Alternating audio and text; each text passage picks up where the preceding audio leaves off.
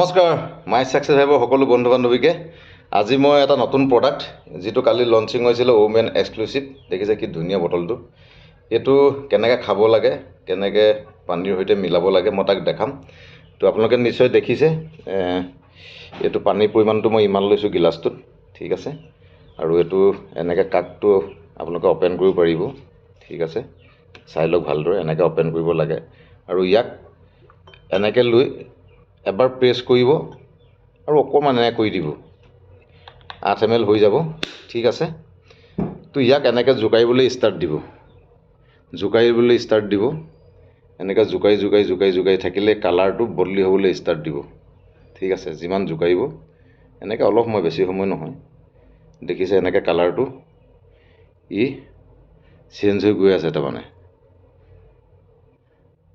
সব দেখিছে কালাৰটো কেনেকুৱা হৈ গ'ল এটো আপোনালোকে ৰাতিপুৱা চাহ খাই উঠি এবাৰ খাব আৰু ভাত খাই ৰাতি হোৱাৰ আগতে একবাৰ খাই দিব তো এটা দেখিব আপোনালোকৰ যিখিনি ৰিজাল্ট পাব লাগে সেইখিনি গোটেইখিনি ৰিজাল্ট আপোনালোকে পাবলৈ সক্ষম হ'ব ধন্যবাদ সকলোকে